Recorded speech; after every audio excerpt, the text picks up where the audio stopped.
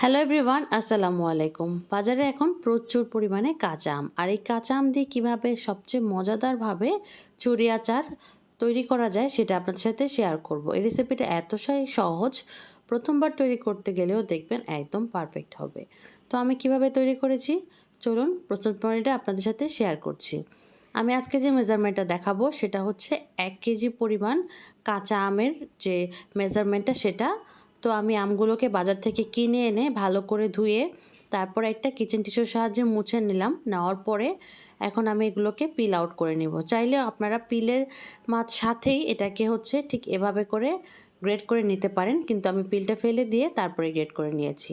এখন দিলাম হচ্ছে কিছুটা লবণ। লবণ দিয়ে হাত দিয়ে বেশ ভালোভাবে একটু সময় নিয়ে এটাকে মাখাবো, অনেকটা সময় নিয়ে মাখাবেন। এতে করে হবে কি, যে এক্সট্রা পানি আছে সেটা ছেড়ে দিবে।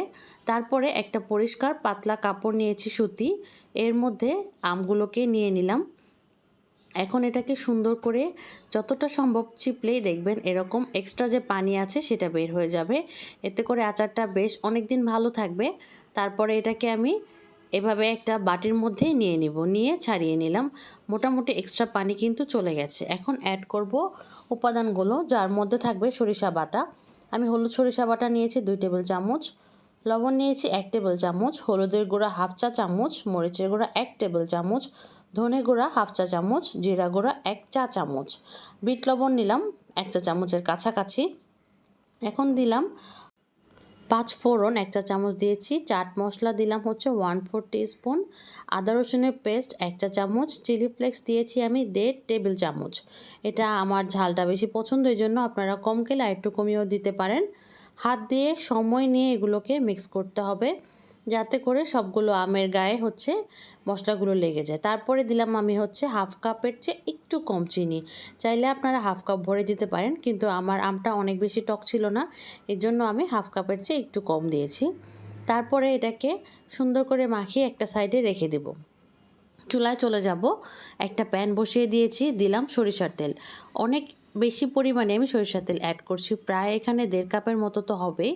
তারপরে এটাকে চুলার মধ্যে বসিয়ে দিয়ে এর মধ্যে অ্যাড করে দিব হচ্ছে শুকনা মরিচ। 4-5টা শুকনা মরিচ মাঝ বরাবর ভেঙে আমি দিয়ে দিয়েছি, সাথে দিব কাঁচামরিচ। 4-5টা কাঁচামরিচও ঠিক একইভাবে মাঝ বরাবর ভেঙে দিয়ে দিয়েছি। আর দিলাম আস্ত বেশ কিছু পরিমাণ রসুন। আচারের মধ্যে রসুন দিলে কিন্তু আস্তে আস্তে রসুনের যে ফ্লেভারটা আচারের মধ্যে যেতে থাকে, আর আচারটা খেতে অনেক ভালো লাগে। তারপরে এখন দিয়ে দিব হচ্ছে হলুদের গুঁড়া একদম 1/4 টিস্পুন পরিমাণ, মরিচের গুঁড়া হাফ টিস্পুন পরিমাণ। এটা জাস্ট আচারের কালারটা সুন্দর হওয়ার জন্য আমি অ্যাড করছি। তারপরে অ্যাড করলাম হচ্ছে 5 ফোড়ন, আস্ত 5 ফোড়ন আমি দিয়েছি এখানে হচ্ছে হাফ চা চামচের মতো। আর দিব হচ্ছে 5 ফোড়ন গুঁড়া, সেটাও আমি অ্যাড করব হচ্ছে এখানে 1 চা চামচের মতো। তারপরে সবগুলোকে এখন একটু নেড়ে চেড়ে অপেক্ষা করব ভালো করে ফুটে ওঠা পর্যন্ত। অবশ্যই তেলটাকে বেশ ভালো করে কিন্তু ফুটিয়ে নিতে হবে। আর এর মধ্যে একটু নেড়ে চেড়ে সবগুলো মিক্স করে নিচ্ছি। ঠিক এরকম করে যখন একদম ভালো করে ফুটে আসবে, সেই পর্যায়ে হচ্ছে আমি চুলাটাকে বন্ধ করে দিব। এর আগে কিন্তু চুলা বন্ধ করবেন না, এটাকে ঠিক এভাবে ভালো করে ফুটিয়ে নিতে হবে। তারপরে চুলাটাকে অফ করে দেব। এখন অফ করে দিয়ে গরম যে তেলটা আছে সেটা ডাইরেক্ট আমি হচ্ছে আচারের মধ্যে ঢেলে দেব। তেলটা গরম অবস্থাতেই ঢালবেন, ঠিক এরকম যাতে আচারে ঢালার পরে এরকম বুদবুদ হতে থাকে। তারপর একটা চামচের সাহায্যে একটু নেড়েচেড়ে দিব, যাতে করে তেলটা বেশ ভিতর পর্যন্ত চলে যায়। এভাবে করে এটাকে এখন ঠান্ডা হয়ে যাওয়া পর্যন্ত অপেক্ষা করব। গরম অবস্থায় কিন্তু এটা কোনোখানে রাখা যাবে না, ভালো করে ঠান্ডা হতে হবে। ঠান্ডা হওয়ার পরে যে জারের মধ্যে রাখবো সেই জারটা আমি নিয়ে নিলাম। তারপরে এর মধ্যে জারটা অবশ্যই ভালো করে ধুয়ে মুছে পরিষ্কার করে নিতে হবে, যাতে করে কোনো পানি না থাকে। নিচের দিকে অল্প একটু তেল দিয়ে দিলাম। অনেক সময় দেখা যায় আচার বানানোর পরে যখন আপনারা রিফিল করেন নিচের দিকে তেলটা যেতে সময় লাগে, নিচের আচারগুলো নষ্ট হয়ে যেতে পারে, তো একটু তেল দিয়ে দিলাম নিচের দিকে। তারপরে আচারটাকে একটু মিক্স করে নিয়ে এখন আমি এটাকে এভাবে করেই আস্তে আস্তে করে ভরে ফেলবো। আপনারা চাইলে একটা বড় জারেও রাখতে পারেন, আমি ছোট ছোট 2টা জারের মধ্যে রেখে দিচ্ছি। একই প্রসেসে এটাতেও ভরে রাখবো। চাইলে আপনারা ফ্রিজেও রাখতে পারেন।